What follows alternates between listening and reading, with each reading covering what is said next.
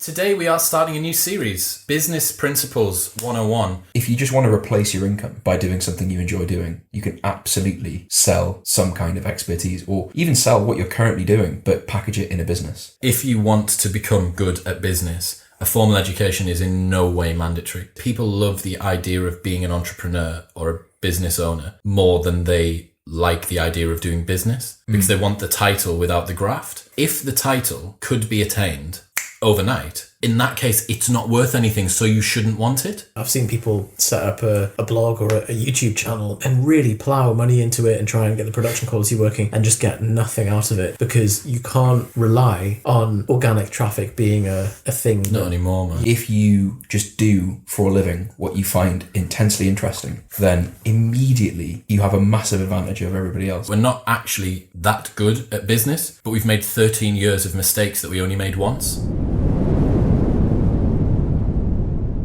I'm joined by none other than Jonny and Yusef from PropaneFitness.com.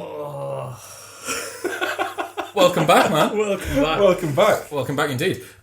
Today we are starting a new series, Business Principles 101. We have all had a lot of experience. I've done 13 years of business operating. You've had nearly a decade now? 11, yeah. 11, Jonny? Something similar? Same, yeah. It's like 30 years of combined running and failing at business between us. Lots of failing. Mostly failing. We get quite a lot of requests for advice for entrepreneurship and stuff like that, and I figured the wealth of experience that we have, both good and bad, could be pretty valuable to people, and there should be some golden stories that come out of this. Also, all of us did business degrees of one sort or another. Sort of, yeah. Accounting. What was your actual degree? Economics.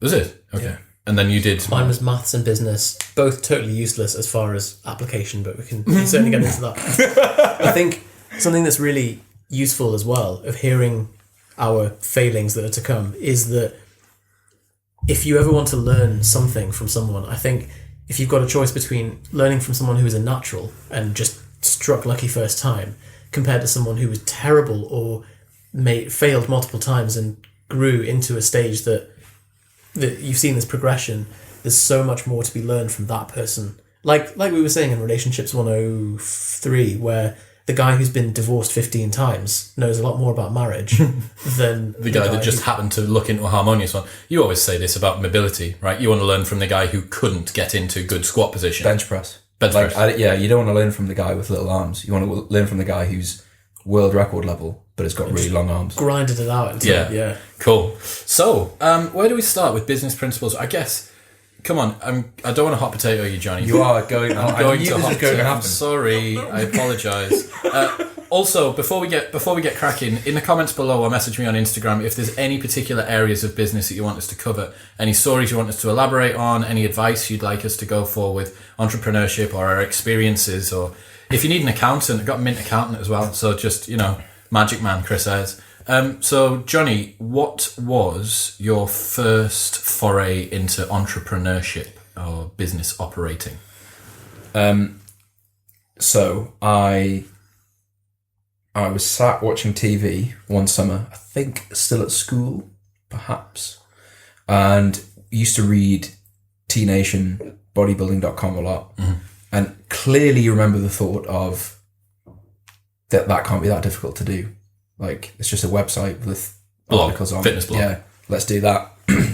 Text Yusef. Well, I actually started one myself on like blogspot.com. Like one of these like really old now websites that allow you to set up a really bad website. Text Yusef and said, should we set up a website? We'll call it optimumfitnesssystems.com. And I remember you were super keen, but you Googled how many results Optimum Fitness Systems came up, and it was like hundreds, thousands. And this is probably what, like 2008, 2006? Probably before that. Yeah, 2006, 2007. Yeah. Jeez. So, yeah. Like, so now, Optimum, if you are thinking, there's our first piece of advice. If you are thinking, for God's sake, do not call it Optimum Fitness Systems. Yeah. Yeah. So that was it. And it didn't become a business until 2011. Yeah. So because for you guys, you just started the blog as like, we do fitness. People ask us, weren't you getting hassled loads about fitness? Yeah. Well, I think when you're like the the fit one in your friends, in your friendship group, people ask you like, you know, how do I get big arms? Wait in the morning, 2 scoops strawberry. I get cornered in the gym with people being like, "Oh, excuse me, I just just so you know, I have me breakfast 7 a.m. Strawberry, 2 scoops." I love that. Just so you know, like no context, just just tell you. And he sat there and he's like, "Well, it's too rude to interject at this point, so I'm gonna have to wait until he makes his point." And then he just takes ages going through his entire day. You're like, "Oh, I have me oats, 30 grams, Scottish rolled oats, and I have 2 egg whites." Not the instant pots. No, the rolled ones and organic. Low GI. And you're like, I'm in between sets here. Some girl outside of Voodoo on Saturday opened every sentence that she said to me. Said about maybe 5 different things. Every sentence was opened with, "I'm not being funny." Oh, How does I know? I just assumed. Dean, make it replay it and then zoom in on his mouth and you'll hear him go, "Not being funny." Every sentence was opened with, "I'm not being funny." Oh. See, that was just a private joke because we were at a thing where there's a guy constantly putting his hand up and asking. So I'm not being funny, right? But like, what about what you just said was in any way funny? Why are you warning us? Why are you like no one laughed, so there was no danger of anyone thinking it was funny anyway. This is hilarious, but I promise you, it's not intended to be humorous at all. Just a preface. Early warning system has been activated. Yeah, it's really weird.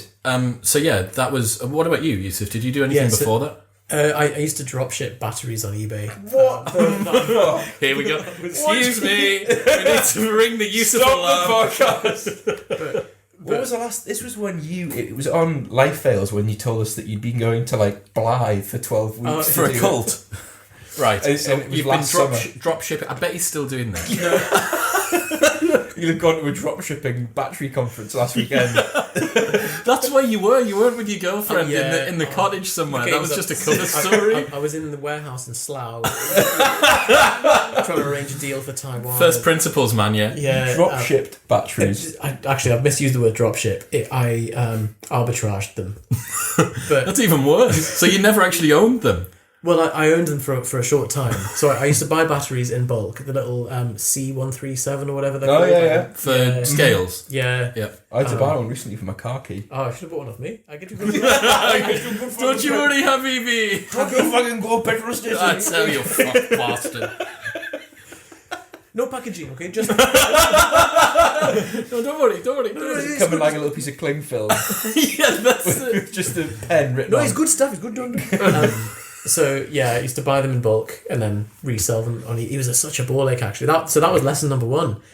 Time is money, and just because you can make a markup on something doesn't mean that profit is worth your time. Because if you translate that into if you just get a job in a pub or in Costa or something, you'd probably make more per hour with less stress. And so, what was your markup on the batteries? It was I can't remember now. It wasn't worth my time. Not enough to continue doing. No, just because of the amount of ball achery that. Yeah. So talking about the issue of time, I think this paralysis by analysis issue that we came up against, or what me and one of the guys part of the Modern Wisdom Project, Jordan, dubbed the planner's dilemma, similar to the prisoner's dilemma, is a lot of people are averse to starting a business because they would rather plan and think, the perfect business. Whereas definitely we will all agree that a lot of the skills that you learn in business just occur from operating something. Yeah. Like just having to deal with the situations which arise as a byproduct of having a business, and they become so robust and transferable. So great principle for this is idea is the constant and execution is the multiplier. Whereas a lot of people who haven't done something like this before think that the idea is like, oh mate, I've got this really sick idea, but you've got to sign a non-disclosure agreement if you're going to talk about it with me because I'll have to kill you if it. And it's like, no one cares about your stupid little idea because unless you actually execute it well, it don't, like Amazon selling items online. It's not a groundbreaking idea, but it's executed so well that it becomes so. I think that's something that, and it comes into the planner's dilemma because people think that like if they craft this perfect idea, it's like, but actually if they just got moving and doing things and then fail forward into stuff and then you figure out what works and what doesn't. I think the best description I've heard of business operation is just professional problem solving. Yeah, and like all that happens is you are trying to make something continue happening and happen more or faster, more often, or at bigger scale, and loads of problems happen. It feels each time something happens, each time you look, there's a problem. Oh, I've got to find a solution. That's created another problem. Yeah, it feels like to me controlled falling business. Like someone's pushed you at the top of an infinite set of stairs, and all you're doing is going.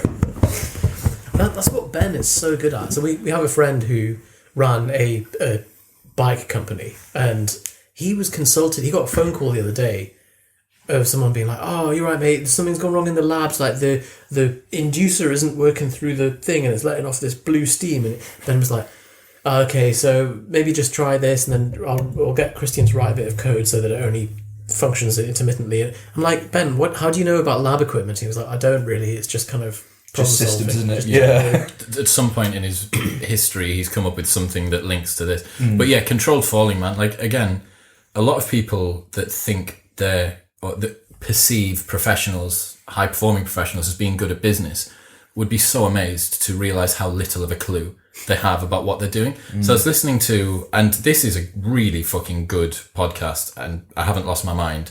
Logan Paul's podcast.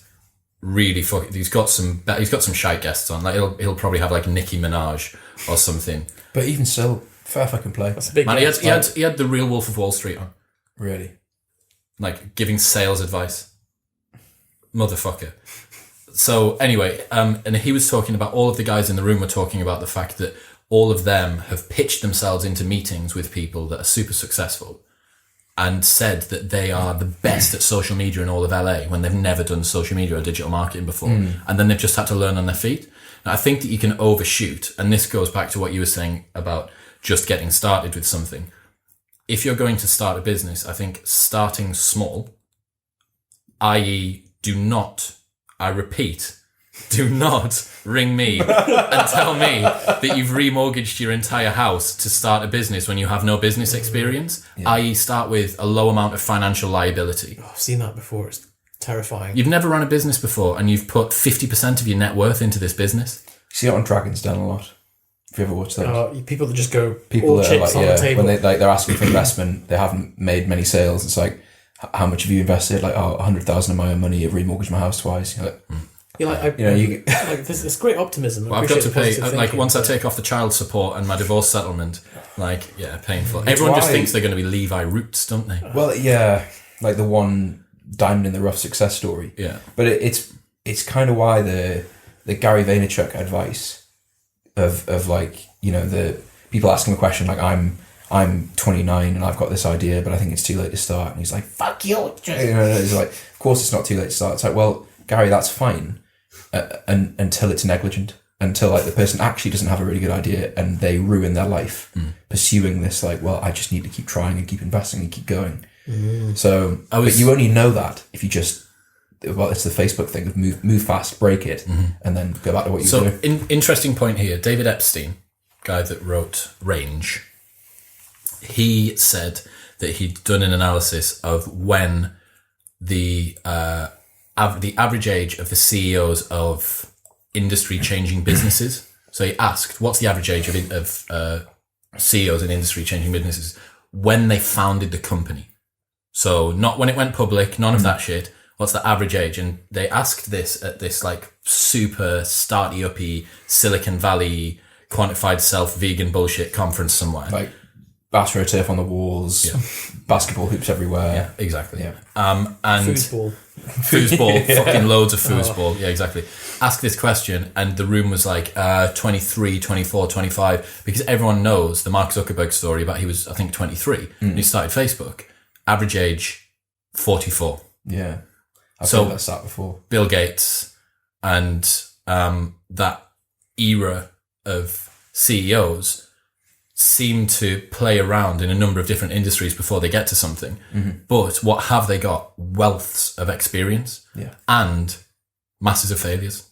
as well, probably. Well, even like on a really PG, like BBC level, Dragon's Den again, if you watch that lineup, like none of them are such and such founded a business when he was 18. It was the first business he did and he went on to be a multimillionaire. Like all of them had like 8 businesses that like spectacularly failed. And then the 9th one just went all right. So as to try and give some of my genesis story, I guess with this, which is a little bit contrary to what we've said so far, the first ever business that I started was when I sat down at my first seminar for uni in Freshers Week, sat next to my business partner, my would-be business partner, said, I'm skint. I've spent all of my money in Freshers Week drinking. This is when like maintenance loan was like 2.5 grand or something in pennies. But then also accommodation was also pennies. I sat next to him and he said, oh, well, there's this company that I used to work for in Leeds called Voodoo. You can come and get a flyering job with me later on. Like, do you want to come to the meeting this week? And then from then we started working together. And that was my first ever business, first day of university, sat next to my business partner, 13 years later, still together. Still doing There's a key difference there though, isn't there? As to why that was successful and the people who quit their job and remortgage their house before they've fathomed an idea. Why that was successful. We very delicately treaded in and moved up through the business. So definitely one of the principles I think that people need to keep a hold of is that if you've never run a business before, or if you're wanting to start a business, you have to, as far as I'm concerned, especially small businesses, if you are a specialist in logistics or something like that, there's no reason that you couldn't, after a lot of time doing logistics, then jump from perhaps management to ownership. That's a fairly easy one. But for a lot of SMEs, my best bit of advice in terms of starting is to learn every phase of your business from the ground floor up. Yeah. So the lineage of a typical club promoter would be start as a flyboy, be good at flyering, then maybe become like a senior flyboy where you manage the other PR staff, then junior event manager, senior event manager, city manager, maybe business development manager or something like that, then director. And once you've done through all of those different stages, you understand you've got a bird's eye view of recruitment, of marketing, of HR, of accounting, of B2B, of B2C, all that sort of shit. And then when one of your employees comes to you with an issue, you can deal with it because you have seen every single thing and you've got a process. So there we go. Another principle is as you move through the business, as you encounter particular issues, write down your solution that you gave to those issues. Because now, for me and Darren, again, one of the things that we talk about with our business is that we're not actually that good at business, but we've made 13 years of mistakes that we only made once. Yeah. And now we have a process for, there's very rarely that I come up against, and this will be the same. I know it's the same for you guys because I've seen your autoresponder email. That very rarely do you encounter a situation after running a business for maybe more than 5 years which you haven't encountered before.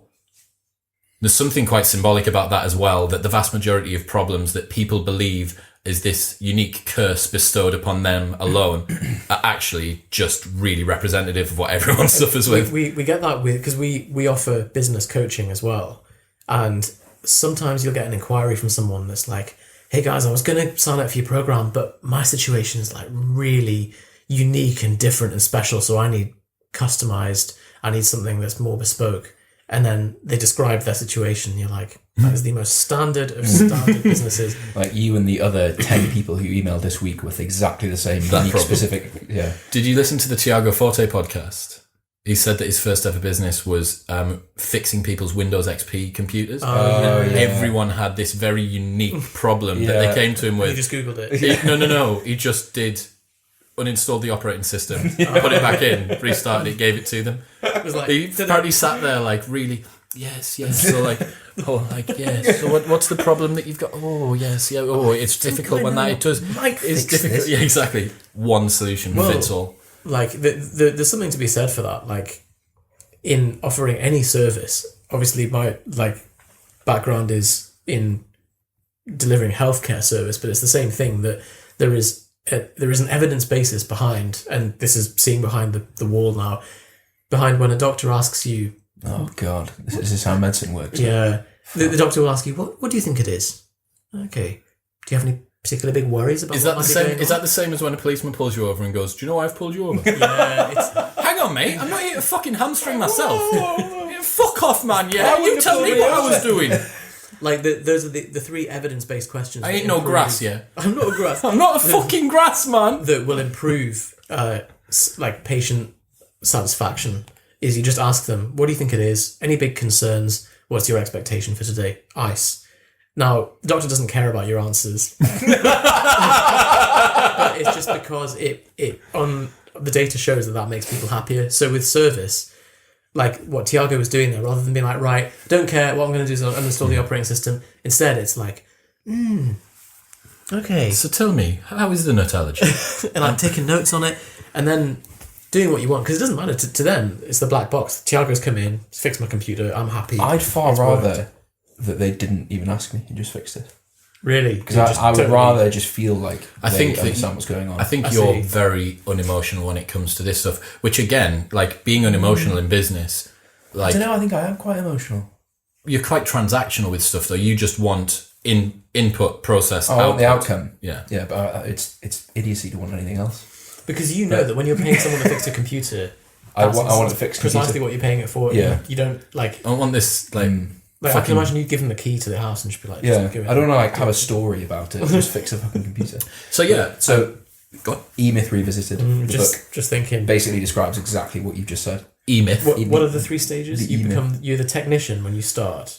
Yeah. So, okay, Who, so who writes it? It'll be in the show notes below. I can't remember. We'll find. It'll it. be in the show notes below. Don't The worry. Entrepreneurial Myth. So he describes a situation of this woman who works in a baker's, loves baking cakes. So she's like, right, I'm going to set up my own bakery. Set up her own bakery because she loves making cakes, and then realizes like, oh fuck, like I need to like clean the surfaces, do the books. Oh god, I need to set up all these systems and manage my advertising, and I need an employee. So then she brings someone in to help, and the manager then does everything, hires all the systems, and 10 years later, it's this massive bakery, and she goes in and tries to speak to one of the employees, and the employee goes, "Who are you?"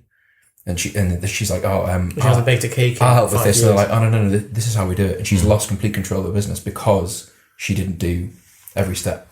So that is 101. Like if you look, because I think the most common movement into business for most people is they are doing something, or they see the way something is done and think, I can do that, or I can do that better, or whatever. But they often miss like the rest of the picture. It's the same as what we talk about a lot here, which is a lot of people want quick fixes. They want the fat loss pill, not to consistently do calorie deficit with some cardiovascular not the year of exercise. dieting. Yeah.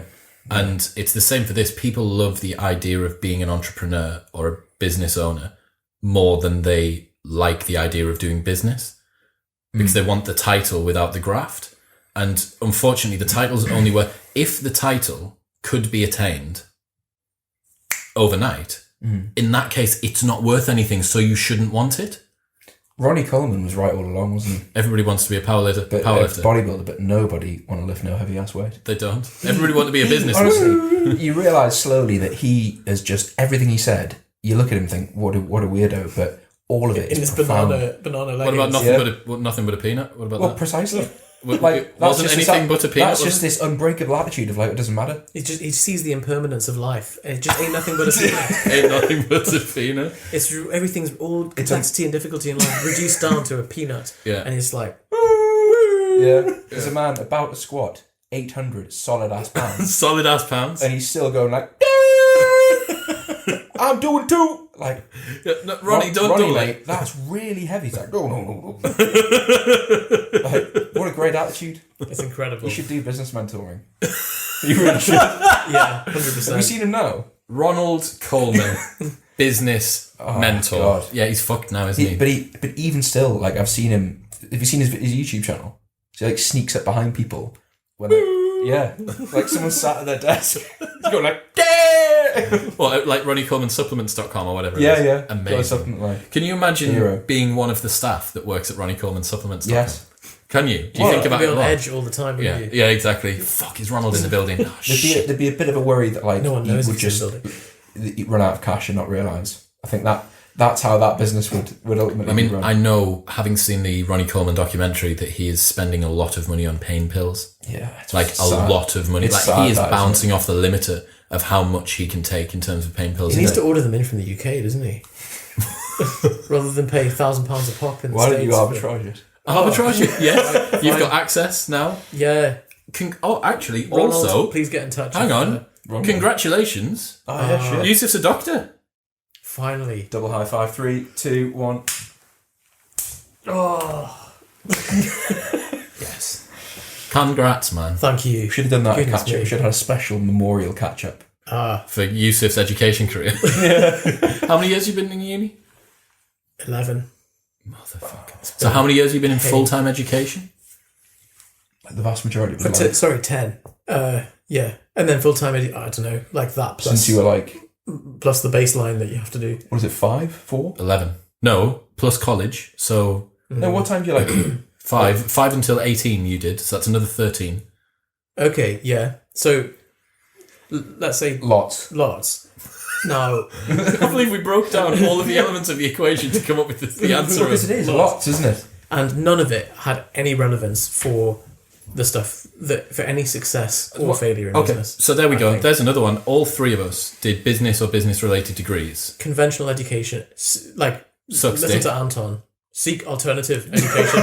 Do you know who I will put in the show notes? I will put Anton Creel. I'll put Anton Creel and I'll put Sam Ovens. I will put a Sam You Ovens. put Sam Evans in. I've put him in already. Wow. We have made some ground today, I'm not going ladies to and watch him, gentlemen. but I'll put him in the show notes. Just Chris because is a virgin. or a Sam Ovens. Sam, one if of you're the two. listening, you just need to get laid, man. Like, bad. His latest video, he's got like long hair and he's a mess. He's clearly just been in the hole. in the whole. No women in it, is there? There is no women You in can't be a it. virgin and a sex offender. Like, Yeah, he has to- You can be a wannabe sex offender. Oh, I see. Or like one of the people with the Flasher. coats. Yeah. Anyway, back to business. So I think definitely one of the things that we've touched on there, which is super important, is if you want to become good at business, a formal education is in no way mandatory. I think it's unhelpful because it's a waste of time that you could be spending doing other things. Like the ability to learn and assimilate information is the useful part, but the content that you have to learn in a business degree is useless. Well, I did a module in entrepreneurship because I thought I did one as well. Did you? It was like I turned up and it was totally misadvertised. Basically, it was like the history of entrepreneurship in the 1930s America, and like there was nothing applicable. You're just like, You did a marketing one. Masters. yeah, Do you use that? masters. Never once. Really? Never once. So the reason that I did a extra degree, a postgrad, was because I knew that the first half was covering things that I'd done in my degree. It was the same. Some of the modules were given the same names that I'd just finished in my third year. Some of them were given. Yeah. So I was like, oh, okay, I just repurpose my existing coursework that I did either one of the last 3 years. And then sure enough, did that. The only thing I needed to do was a what's the dissertation at the end of it. Yeah, I mean that's obviously how much I concentrated on it. I can remember you doing the dissertation. I can remember being in the flat while you were doing the dissertation. Was it that 36-hour period with Yeah. the window? Yeah, that was There's a two types of very people in this world: the ones who do their dissertation in 36 hours, and the ones who do it in a year. I did mine in 36 hours. So With yeah, like 10 Red Bulls and all the rest of it. Got it done, didn't you? Got it done, gone, finished it. gone done it. Gone Done, done it. Yeah. So yeah, I don't think formal education at all needed. Like it's not a prerequisite. If I was to design someone that was going to be good at business, they'd be good at selling, Yeah. copywriting, have a good eye for marketing. It is all just marketing, isn't it? Yeah. We've People, learned- you got to be good with people. You got to have good but communication that, so skills. all marketing really is communication, isn't it? It's the ability to communicate a concept, idea, message. But there's different. So advertising and marketing are quite distinct. Yeah. And advertising is a important part of your business. But yeah, so formal education. I was doing a business degree and very quickly became disenchanted with academia because at the age of 18, as a fresher in uni, I was being shown one particular world of business in academics and experiencing another. And there was no overlap. You slowly realise the people teaching you about business have never had any success in business. Well, what the fuck would they be teaching you for if they were successful in business? Anton again. We need that clip. We leave our children in the hands of these fucking failures for 8 hours a day. And How many of them have had a successful relationship? Or or wealthy? None of them. How many of your teachers are millionaires? So this is one of the We things. shouldn't be harsh on teachers. No. But teachers. Because there are some fantastic Just teachers. quoting Anton, I think teachers do a very noble. This is not. These views do not represent mine, Yusef's or Johnny's, or that of Modern Wisdom's. They're just repurposing. Try and Anton's. complain to Anton, but he won't get your email, and he doesn't care. because he's got a phone. His with little, 50 numbers in it. his little Singaporean wife might pass it on to him. I swear he's on Twitter though. Anyway, so yeah, you are right. One of the things that's a little bit weirder is when I look at America and I see you could go learn psychology from Dr. Jordan Peterson, or you could go and learn like evolutionary biology from Nicholas Christakis, or astronomy from Professor Adam Frank. We're in an incredible age, isn't it? Like you can now just have full access to the best teaching anywhere. You all mean the time. in the American University education, Yeah. because all those guys up until not long ago, University of Waterloo still had Dr. Stuart McGill. Okay. You know what I mean? Up until 5 years ago, you could go learn biomechanics from Dr. Stuart McGill. You can do it all online now. That's what I mean. Like, Well, again, so if you want to find out about that, stay tuned for the week of the 3rd of August. Scott H. Young on his new book, Ultra Learning, will be coming out. I've recorded it, but I can't release it. He said I can't release it. But that's self-directed learning, being able to learn the 4-year MIT computer science program in 6 months, past the exam. Well, that's an intense month. No, sorry, in 1 year, past the exams. He was doing 1 module per week and a half. So I remember I had a lecturer at uni who was basically like best mates with the 2 guys. There was something called an Arrow-Debreu model in economics, and he was teaching this thing, and then you look at the man with the small face. No, that's a different man. You look, Let's learn about he him. was brilliant. But you look up on Wikipedia Arrow-Debreu model, and there's a photo of Arrow-Debreu, and then the bloke teaching it in the middle, sat around a table in France having a coffee. But so like he's a big dick, but like big dick in what? Theoretical economics. Like I'm sure to him, and I'm sure in some way that does feed through into progression. But like, has that helped me in my life? Yeah. No, not really. If your goal is not to be an academic, then it instantly becomes... An ACA, accountancy qualification, I do think is worth it. Why? But you have to view it. So basically, in doing an ACA, you are put into... So you're training to be an auditor, essentially, of businesses. But in that process, if you do audit at an accountancy firm and do your ACA at the same time, then you're spending a lot of time in businesses, usually pretty big businesses. And as long as you try and learn how they're running and see what they do, like everything down from like, how is a new employee added to the system to like, how do they process a payment, and all the way up to the top of how the financial statements are prepared. You have to want to learn about that stuff. It doesn't get put upon you. But I think that is, of everything I've done, those 3 years were the most valuable. But even then, I'd be clutching at like the most valuable thing is everything I've learned about marketing and selling. Compare that with From self-directed stuff. what you've had to stumble through with Propane. So like we started and we had no clue, like not a clue. How did you begin to monetize? So people will be listening, they'll think, oh, I could do this. I draw, or I sing, or I am good at writing, or arbitraging batteries. Like, it's an interesting point, because when we started, internet was much younger. Like a year in internet land is obviously 10 years in normal. Yeah.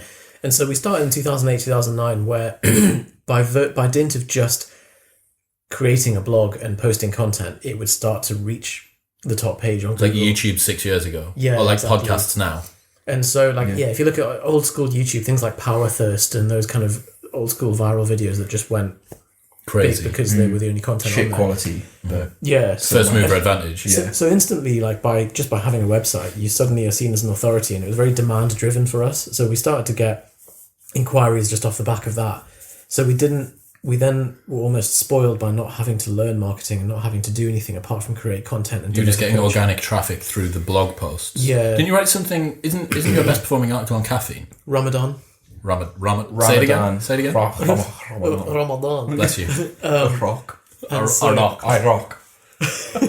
No, don't worry, Habibi. Whereas now, that strategy would just absolutely not work. And I've seen people set up a blog or a YouTube channel and really plow money into it and try and get the production quality working and just get nothing out of it because you can't rely reliably on organic traffic being a thing. Not anymore, man. Yeah, I mean, this is your area, and I'm sure we will get onto this. Again, I'm going to keep on rinsing this because this series is new for us. Mm-hmm. But we could do, I mean, I could leave you guys to do 5 episodes on your own about Facebook ads, paid marketing, how it ties in with organic, all that sort of stuff. This is it. And unfortunately, you have to be a polymath of all of those things. You have to know SEO, web design, marketing, content creation, communication, Facebook ads, Google ads. You know, you have to read all of these different moving parts of the business, accounts, operations. You have to really know all of that stuff, like at least to a basic level. Ask Yusef anything about WordPress. Just ask him a question. Or like say something like, oh, I think this about WordPress. And then you'll either get angry, laugh. Yeah. Or do this. Yeah. For the listeners, that is a short intake of breath with the lips pursing and then pulling apart. It's like a... You might see him do it. Yeah. If things get heated, you'll see him do it. But I think, so that got us to the point where we were making probably a couple of... So I remember this conversation with someone at uni where we did this blog on the side and we had $4,000 in the bank account. Really clearly remember the amount. And someone went do you guys even, what do you even do? And I'm like, oh, well, we've just made our first £4,000. I'm like, what the fuck? How have you done that? How did you do that? So what were you selling? We got up to that point. £12 consultation. We started right at the bottom. It was $11.99, $9.99. I think so. Yeah. So how long were you? What was this Skype call? That was a week of you got a training plan, diet plan, and coaching for a week. When someone bought it, we were like, right, open up a document on Microsoft Word. Oh God! Write a name. Monday. that was it. And we 3 of us coached this person at once. Oh, and then we had a gold plan that was £100 and a platinum that was £250. What did you get for the platinum? That was our YOLO. So we didn't know. So this is probably the iconic story of Propane. So driving to the gym one morning, still at uni, on the way to train, boodling, PayPal notification, £250. Fuck. Right, Yusef, I was like, Yusef, someone's just bought platinum.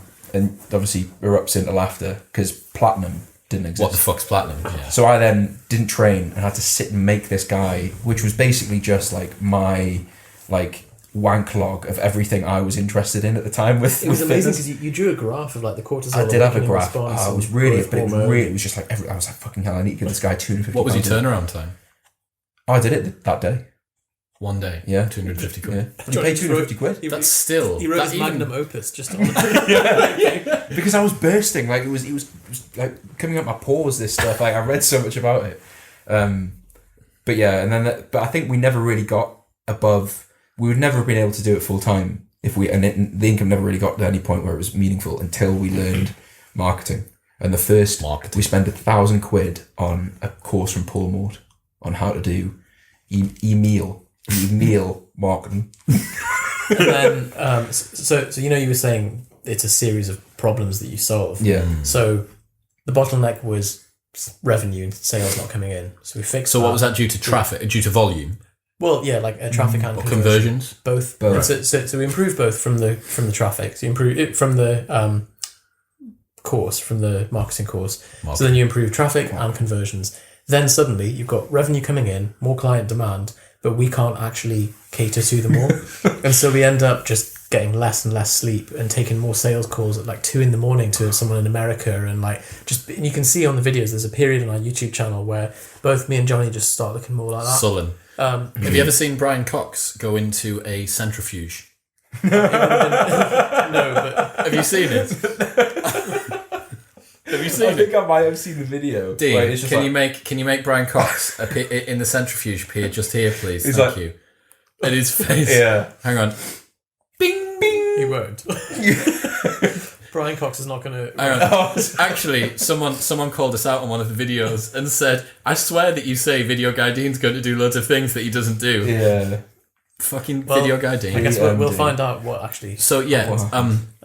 you were saying... So there's a series of problems that solve, and we've solved one bottleneck. It opened up then the capacity problem, the ability to deliver that service to the clients, and we just didn't know what to do, didn't have a scalable operational system to deal with it. And also we're terrified of putting the price up to bring demand down. Oh, yeah, exactly. Which we'll get onto, which was Chris's advice for us. And so it felt like, you know, that exercise which is like a rope and a weighted ball, and you see people go like this on the wall. It felt like that. I think that's what you do at CrossFit.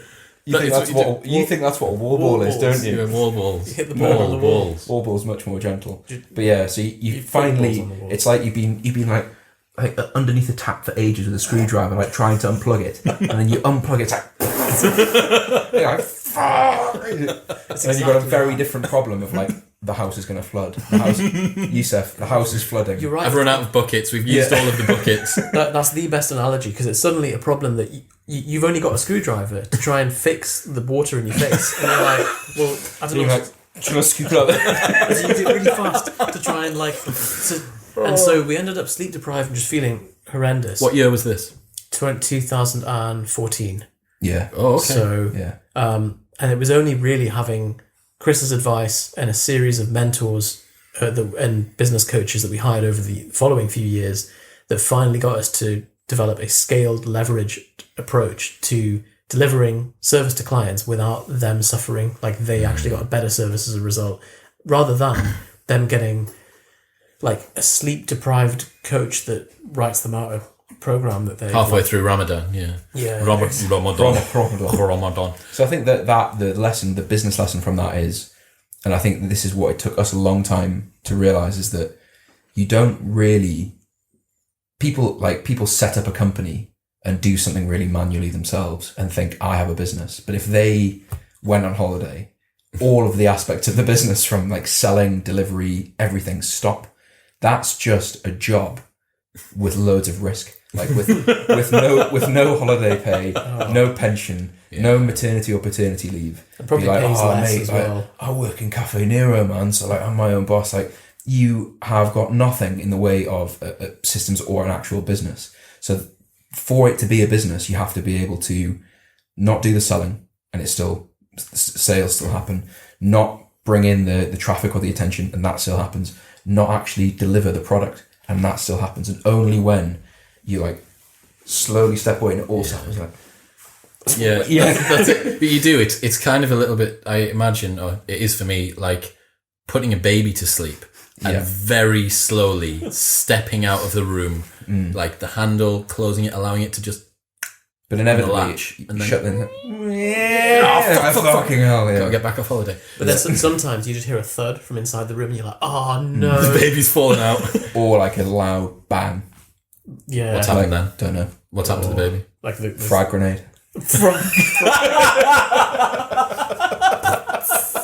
Tom Clancy, Rainbow Six. Flashbang, yeah. Rainbow Six, straight through the door. Or like, it's like bang, bang, bang. Oh, police! And you're like, oh my god. The baby's turned into NYP. So, a couple of good stories to start framing this. I guess the principle, we should probably try and either before or after a principle try and summarize it. And I guess what we're talking about here is the art of delegating, or the art of scaling, because the art of delegating is a massive topic that we need to get onto, which is bringing in people who fill in the gaps in your particular skill set. And that's probably a full episode on its own. But a fairly charming story to do with this is I worked 204 Saturdays in a row without stopping. Didn't miss a single Saturday. So when 4 years of... Yeah, 4 years. So when we first launched our first ever weekly event, that was what is, to the listeners at home, Yusef has lifted his leg in the air like a cat. Had a repair. You've patched your pants. Right. I mean... Carry on. I didn't mean to distract you from your story. Jesus Christ. Feeling a bit stiff. That's going to have to be cut out, isn't it? Just leave it. And Video Man Dean will have cut all this out by now. As long as he's put something over your crotch. So, I worked over 200 Saturdays in a row without taking a break. That wasn't just me working on the night time and being kind of the slightly more swan around boss that I am now. That was getting up at 10 in the morning, going to the club for 11 a.m, putting up the inflatable that goes up in the main room, like plugging up the big goose that you have to plugging in all of the DJ decks upstairs, like a job which, with a written process, could have taken anyone 3 hours to do, would have cost us 18 quid a week. But oh no, because I was terrified. I was so neurotic about the business. And I think this is something which You're is... like, I can do this well, and if I give it to someone else, they won't. The problem is, if you want a job doing properly, do it yourself. Absolutely. Is true. Yeah. And the conversation that I had, pardon me, with Stephen Wolfram the other week was a lot of the time, because he understands coding, right, from the ground floor, he goes into Wolfram Language or Wolfram Mathematica and just checks out the code. So he'll go on to like wolframalpha.com and just look at the code and just code check shit and debug shit. And you're like, hang on, you're the CEO. 800 people work on this. Do you know who wrote that bit of code? Like some spotty teenager in San Francisco who works off his, like, out of his mum's basement or something like that. Because everyone's remote pretty much in Wolfram. And you got the CEO going in and just being like, he'll drop him an email and be like, oh, just checked out the code. There's a little bit of debugging to be done in here. 10 minutes and he'll do it. But the problem there is that he has set up his life so that he can do that because that's what he loves. Yeah. But that's not the way that most people would want to run a business. They, like he's an odd character because Very much so. Yeah. Very he unique. set up his life so that he can code more. Whereas most people want to do it so they can do less. Well, yeah, like what we're saying about the E-Myth concept is that you graduate from technician to franchise owner, where actually you're not breaking the bread at all. You don't even see the flour anymore. You wrote the process and then someone else is carrying it out and you've got people.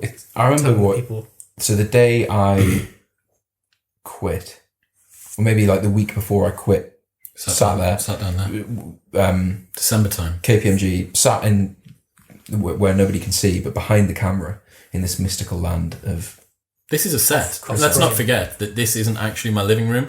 This is a podcast studio built to look exactly like my living room. But that's actually just all open walls there. It's and just this black space. Yeah. Infinite We're black made space. of cardboard, so like it's just... This is going to become like as famous as like the casting couch, isn't it? So like when someone, in... I want to come up and Pornography. I want to come up and see the couch. When... I want to sit where Johnny sits. There was... You don't want to sit where Johnny sits. Yeah, they'll just be a big dick. Huge. There was dick. a thing on Facebook for ages where people uploaded like the famous casting couch set on Facebook, and the caption was like, every guy in the UK knows exactly what this... Yeah. You're blanking. Yeah, you don't know. Yusuf doesn't know what it is. I've seen another one with the real fake taxi that's for sale. Oh, right.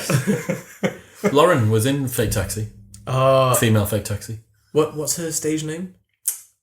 Sienna Day. Sienna Day. Anybody wants to have a watch of some adult entertainment, just with Chris's mate in it. Yeah, Pornhub. She made it big time then. Sienna Day, she's done good, man. She's done good. It's weird Well that there's done, a Lauren. hierarchy. That's total derailment. What was I saying?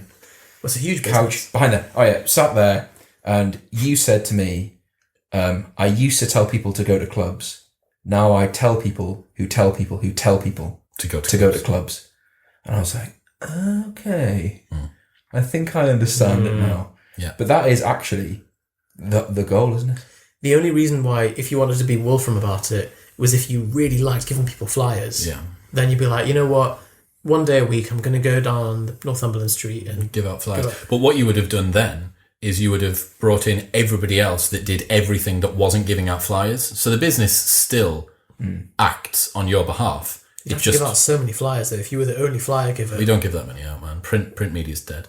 Okay. There we go. Business principle. Print media. Fuck off. No one looks at a flyer anymore. One of the rotating elastic bands that just fires flyers at people. Actually, I'm going to do. We can do a little quick fire round. I think I started and we've got loads of outtakes at the beginning, so I think we're about maybe 50 minutes in. Couple of things, just some quick principles off the bat.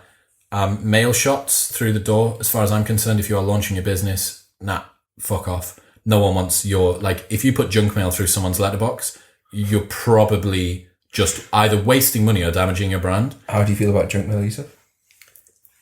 Absolutely terrible. I mean, we've heard, if you've not heard is it Life Fails, where we talk about... It was a catch-up episode. Catch-up, yeah. On his letterbox, he has written... no junk mail because never has there been a more effective deterrent. Someone whose job is to give you junk mail. It works pretty well. The only people that get through are Oteen and Farm Foods now. Oteen. I used to have That one bloke. Yeah, you've got a little sack on the other side of your door. I have a sack, and I chase people down the road if they. And then you have a musket, don't you? On a line. But his goes across the top of the Yeti. Your Yeti that's in there. Actually, you've just got the line of sight is directly Just across the the top. Yeah. Single shot. shots at people. So don't do mail shots. Don't do print media. Print media is fucking dead, man. Like, unless you are a club promoter who has one advantage that we have at between the hours of 10 p.m. and 1 in the morning, the only people that exist on the street are our crowd. So our market's been filtered by temporarily and spatially. Great open rate. If you're walking through Newcastle's Big Market or Manchester's Deansgate Custom audience. at 12 midday, at 12 translator. 12 midnight, like, you're there because you're ready to go on a night out. And if you're not ready to go on a night out, Retargeting. this is an upsell. This is technically an upsell or a cross sell. I see. We need to map this out in lucid charts. We know how it. But yeah, so print media, fucking dead. I would not waste your time with it. That would include big advertising. Like, if you have a look at the price to get a JC Decor, and you've got minimum of like 10 sites, minimum of this many weeks, this many exposures, and it's like, unless you're selling the new fucking Kia Picanto. That's exactly what that was used for. To a T. So yeah, I think traditional media with regards to that, like, you can sell so well just off the back of becoming your own brand, and we can move into personal branding, humanizing the brand, all that sort of stuff. So I have some points on. Oh, great! Thanks.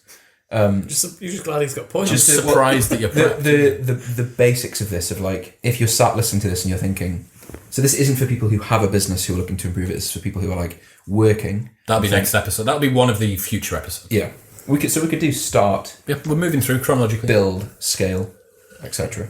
Scale. The millionaire exciting. Scale will be exciting. Can't wait for that one. Love scale. So people, I think, you know, the whole Gary Vee thing of like, there's never been a better time to start a business. The best time to start a business was 10 years ago. Well, yeah. The second best time is today. Yeah. But I do really think that's the trading quote, isn't it? Yeah. The second best time to learn I to suppose trade. it definitely applies for business as well, doesn't it? Well, but it's so easy. Compounding, Like, yeah. if you just want to replace your income by doing something you enjoy doing, you can absolutely sell some kind of expertise, or even sell what you're currently doing, but package it in a business. So the point I've written here is that people don't do it because they think jobs are the safe route. I have quite a nihilistic view on this, but I think realistically, most jobs will be automated within 10 years. Like, the vast majority, especially shit like finance, accountancy, anything admin, like, realistically is not the safe. Like, Accountancy. Oh yeah, absolutely. It's listed. The Economist thinks it's like one of the most likely industries to be automated. God. Painting and like plumbing and shit like that, carpentry. Those are the most safe industries. But So painting. I wonder if they're going to have that drone that comes in a room. it's just Maps that out. every room is Yeah. every room with different dimensions, and people have very specific requirements. So you use the Dulux app where you fill in certain walls. It detects the walls. It maps out like the lines and stuff, and it just flies around and just. Why not go orthogonal with this and just everyone get VR to the point where it's such high quality that your VR thing changes the things in your room? Well, sat in a cave. If it's that high it doesn't quality, matter. you live your life. Just lie in a bed. Yeah, exactly. Yeah. There we go. To be honest, I can't wait for that. Everyone will be so fat. It'd be nice to have a rest, to be honest. Yeah, I'd love a rest. So sell whatever you're doing. Like, there is an opportunity to do that, and there are a few resources I listen to. So there's an Alan Watts video.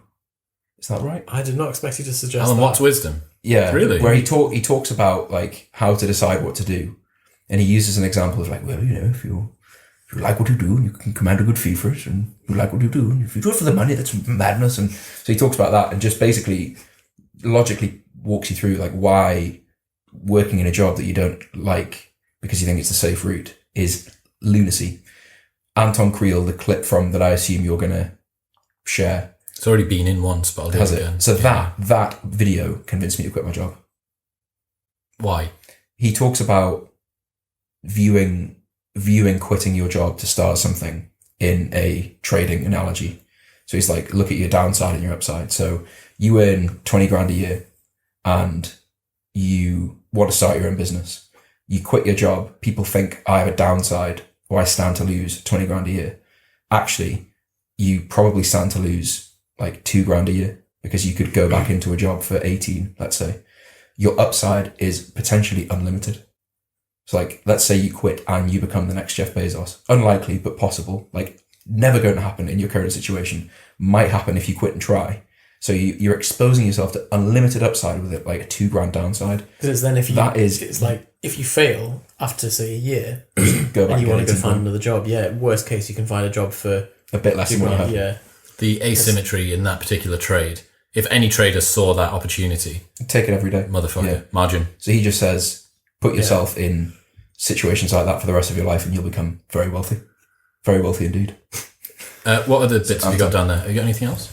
I mean, I go into like emotional management. Okay, so so I think I was going to stay in a job that I was told by everyone around me was the safe route because, you know, quitting and starting your own thing is stupid. And many of your co-workers are still there. Still there, yeah. And some of them like it, some of them don't. But I think, like, let's say like our parents' generation, like for them to start a business, really difficult to do. A lot of barriers to entry. Difficult to do. Very high friction. Like you need to produce a widget in a factory and, you know, get a loan from a bank, like very traditional. Now you can essentially sell information digitally and make a good income doing it. So why, if you have an inkling of thinking about it, at least fucking give it a go. The other thing as well is that most businesses like this, like you did, you were able to do multiple things at once. Yeah, if you are looking to do something that occurs very specifically within office hours, you've seen that in your particular area there is a market for window cleaners, let's say, and you happen to have the expertise or the inclination. You just fucking love getting after windows, and you're like, right, but I've got a 9 to 5 in some typical retail store. Okay, you've got a little bit of conflict. Whereas for the most part, what we're going to be talking about here is some small sort of craft, someone's unique skill or a marketing opportunity or coaching or whatever it might be. There's no reason that you can't begin to dip your toe alongside whatever the job is at the moment. So, and I think so the Alan Watts thing of if you just do for a living what you find intensely interesting, then immediately you have a massive advantage over everybody else. So like the thing I remember thinking was, I remember sitting in the office and I wanted to leave at 5 o'clock because I wanted to train, I wanted to do propane, see friends, whatever. Other people wanted to stay. So I'm thinking like, well, because I don't want to, so immediately like the odds are already stacked against you. you. I'm not going to get the promotion. I'm not going to be a partner or whatever. So like, I'm going to go find the thing that I don't mind doing till midnight. That actually I would choose to do. Because then even if you don't end up in the top 1%, then it's still great. Yeah. Did both of you listen to the James Clear podcast? He talks about Steffi Graf. So he talks about Steffi Graf, one of the greatest female tennis players of all time. I think she's German. And sounds German. I did listen to this. So when she was about 12 or 14, they went and did 2 broad area tests on the youth players in the German tennis team. And one of them was on skill and aptitude and the other was on passion and motivation. And she scored the highest on both. So you're like, right, good fucking luck beating her. Because even if you're more skilled, she'll outwork you at training and catch up and then overtake you. And to her, it'll feel like fun. Another example, Sarah Sigmund's daughter, Katrin David's daughter, one of the fittest women on the planet for the last few years in the CrossFit Games. And someone said to her, how do you find the motivation to do what you do every day? She said, if you gave me any life in the world, I would choose what I'm doing right now. Like, motherfucker, like you try and beat her. You try and will yourself to beat someone for whom work feels like fun. And that's what James Clear says, that if you can find the thing which to you feels like play, but to everyone else feels like work, you're laughing. And that for me at the moment is this podcast. 10 years ago, for me, it was filling and running clubs. Yeah. And if you do it sufficiently well, and we can get onto this lineage a little bit more in future episodes, but if you do it sufficiently well, you can do to a much more successful degree than I have, but you can scale businesses which you have conquered build them to a degree where they're sufficiently self-sufficient, leave them off to one side, and then take the next conquest on. Yep, do other stuff. And you're like, right, okay, so fuck it, now I'm going to add a podcast on. Okay, so fuck it, now I'm going to start to do, for me, modelling, or I'm going to start to do, I DJ'd for a while, or I'm going to start to do this or that or the other. But the foundation needs to be a business which you can scale. I mean, so you can do this within, so like, you don't have to set up a business just in something you enjoy. Like you could, so that, Cal Newport has a book called So Good They Can't Ignore You, which he wrote before all the stuff he's written. It is Cal Newport, isn't it? Yep. Yeah. Yeah.